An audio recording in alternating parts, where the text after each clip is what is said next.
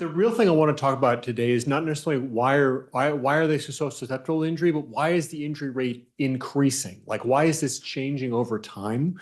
Because I think it is. I think everyone in the room recognizes that it is. That's certainly what the data suggests, that the overall injury rates are going up. Certainly, we talked about this yesterday. Even if the players aren't injured, we're seeing as players enter the draft that frequently there is pathology in their elbows suggestive of a lot of chronic stress. So let's go through this from a physics perspective. For the force to get from the body onto the ball, it's got to go through the elbow. So the force is where I want to start. And force, as you know, equals mass times acceleration. You can only get velocity by acceleration. So to get velocity, we must apply that acceleration through the ligament. So we know that with more velocity, there's increased risk for injury. And we've published this in this paper in 2015 and this paper in 2016. This is what I wanted to present you today. What we have that's new from last year is now I have velocity data from this study that we did. And this study is, we did this in collaboration with Chris Camp and Brandon Erickson.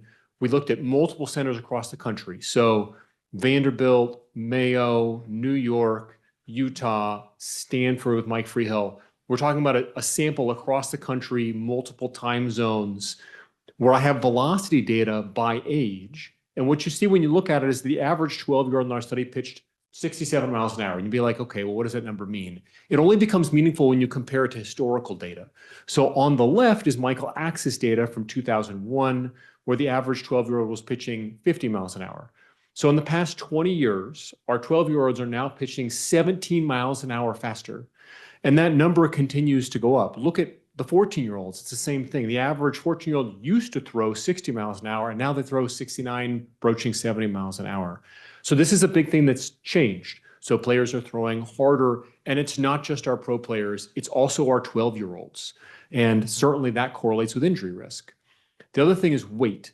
So again, force equals mass times acceleration. So the mass of the arm, just like we've heard about the mass of the ball, the mass of the arm has to go through the UCL. To accelerate the ball, we have to accelerate the arm. To accelerate the arm, if the arm is heavier, it requires more force. And we all know what's happened in this country with the weight of our players, which is that not only do we have this obesity epidemic, but the players are putting on more and more mass. There's an increased focus on strength training. There's this belief that mass is gas. This contributes as well. What about weighted balls? If the ball is heavier, that also contributes from the mass side. This is two studies we published recently showing that weighted balls are highly prevalent among our youth and adolescent throwers. And to counter something that was said yesterday, the challenge is that the more likely that they believed weighted balls to contribute to harm, the more likely they were to use them. So we cannot counter this trend by telling players, if you use weighted balls, you're more likely to become injured. So this is a real challenge. I mean, I think this is something we're going to need to address to reduce injury rates because it's, again, just simple physics. The ball weighs more. You got to put more force through your ligament. It's more likely to tear. Single sport specialization is something oft talked about. We studied this and found that there really was not actually a huge connection between single sport specialization and a history for injury.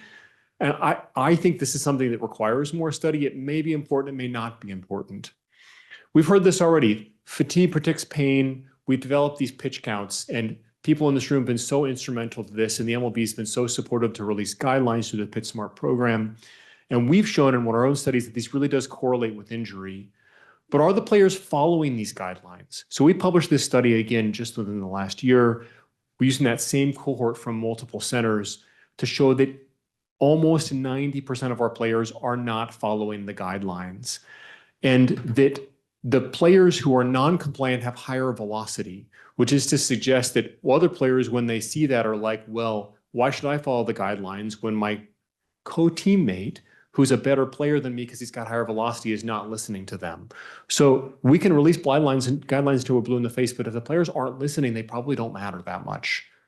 Now, we know this already. As the players fatigue, we heard this already, there's a change within their pain levels and within their mechanics.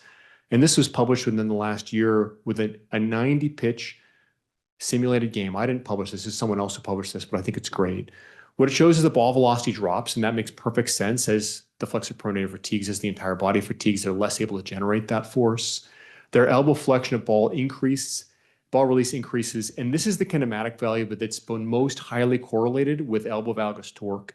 So I think what we can say is that as the players fatigue, their mechanics fall apart, and then they're more likely to get injured. So the pitch counts probably really do matter if we can just get the players to listen to them.